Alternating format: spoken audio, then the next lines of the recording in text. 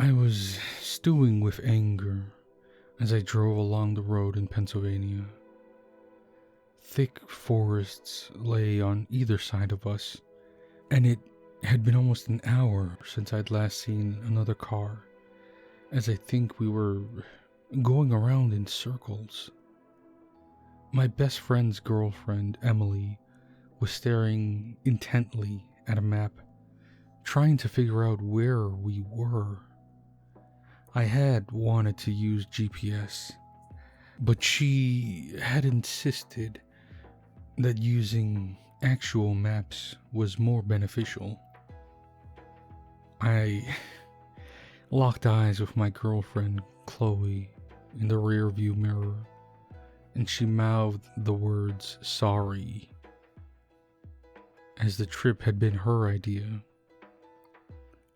My best friend, Dave, was fast asleep beside her and was completely oblivious to what was going on. I spotted a sign ahead saying we were on the outskirts of a town called Centralia. I breathed a sigh of relief as we hopefully could get some directions from the inhabitants. My happiness was short-lived as we drove down a street full of demolished buildings.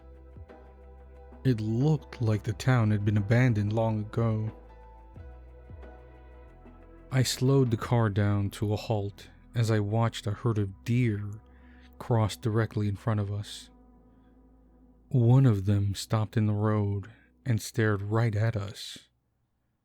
Emily was snapping pictures and claiming her Instagram followers would love this. I grabbed onto the steering wheel as the ground beneath us began shaking. Emily let out a shriek as a giant burning hand emerged and wrapped itself around the deer. The deer began shaking in its grip, and I watched in horror as its eyes melted from its skull. The hand dragged the deer into the ground as we sat there in horrified silence. I finally regained my senses and started driving forward in case whatever was beneath us targeted us next. I'd only gotten a few feet when the car suddenly careened off the road, and we collided with the remains of a demolished building.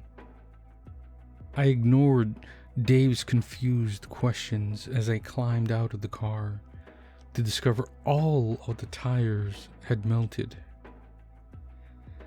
I gently placed my hand on the ground and quickly wrenched it back as the heat was unbearable. Blisters were already breaking out on my fingers as I placed them in my mouth to cool them off. The others were standing nearby as they explained to Dave what had just happened, while he rubbed the sleep from his eyes. I gazed around in fear as a rumbling noise began to shake everything around us. I was about to shout out at the others to run when the ground beneath us collapsed and we all plunged downwards. I awoke a short time later in agonizing pain as it felt like every bone in my body was either broken or bruised. I pushed myself to my feet and looked upwards to see we had fallen maybe 50 feet into a sinkhole. The only reason we hadn't died from the fall was that the floor was covered in a layer of thick mud which had cushioned our fall. The others were only now awakening as I stared around at the gigantic cavern we were now in. I gulped as I spotted numerous coffins in the distance, and it looked like the occupants had forced their way out as the wood was bulging upwards.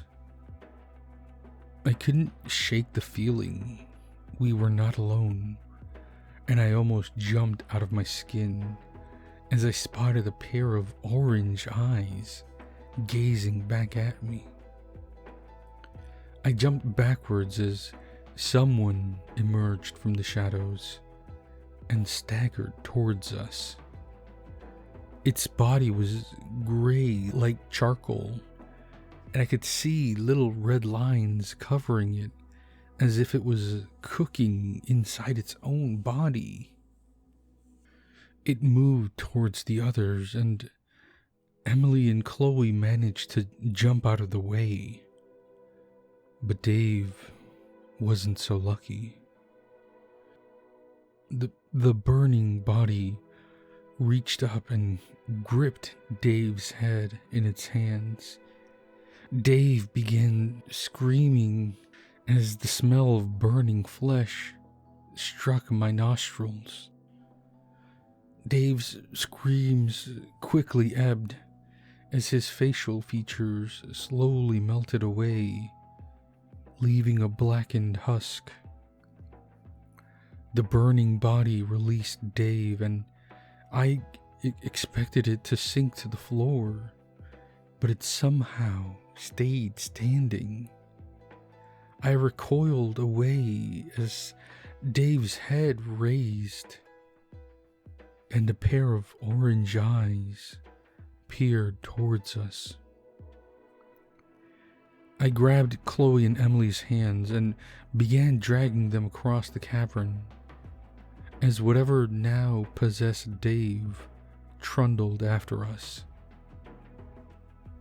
Blackened hands smashed their way through the floor all around us, and I was constantly having to dodge around them as dozens of burning bodies crawled forth. We had almost reached the far end of the cavern when Emily let out an ear-splitting shriek. I spun around to find that one of the hands had seized her leg, and I could hear the sizzling of her flesh beneath its grip. I began kicking out with my foot and managed to dislodge it. Emily was howling in pain as I practically had to carry her into a nearby passageway. Chloe examined Emily's leg, and I could see her grimace at the exposed bone. We both supported her as we fled down what looked like a coal mine shaft, with the sound of pursuit slowly dying away. Hundreds of skulls lined the passageway, and I was convinced that the empty eye sockets were following our progress and waiting for us to make a mistake so they could pounce on us. Emily kept pleading with us to stop, but I knew we had to get out of here soon. Otherwise, our pursuers would catch up. I practically jumped for joy as we turned a corner to see an elevator a distance away. I placed Emily and Chloe beside the elevator while I desperately tried to get the controls to work. Chloe ran over and we stood there pressing every button, but to no avail. Emily let out a guttural moan, and I felt my heart sink as I looked towards her. The ground around her had opened up, and a steady flow of lava had billowed forth, and now completely surrounded her. She pushed herself to her feet and began shouting at me to do something. But I knew there was no escape. A determined look crossed her face, and she prepared to jump over the lava. I winced as her injured leg gave way beneath her, and she fell, face first, into the lava. Her body began convulsing as it didn't understand that she was dead until it finally, blissfully, stopped moving. Chloe was sobbing against my shoulder as the elevator suddenly came to life. It couldn't have happened at a better time as our pursuers reappeared and charged towards us. I led Chloe to the elevator and slammed the door shut just as the burning bodies smashed into it. I gave them the middle finger as the elevator raised upwards, and their orange eyes followed our movement. I breathed a sigh of relief as the elevator reached the surface, and we emerged into a moonlit sky. We were both near exhaustion as we hobbled across the thick forest floor.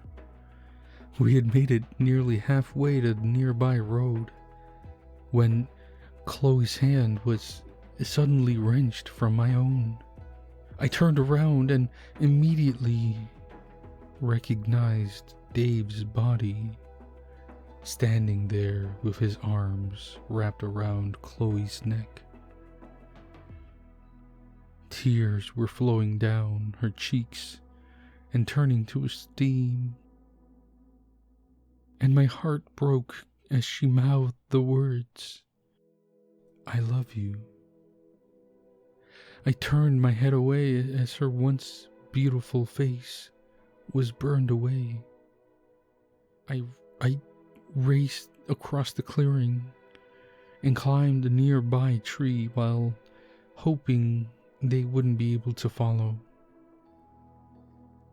I now lie amongst the branches and try to block out the smell of burning timber as they take turns hugging the bottom of the tree.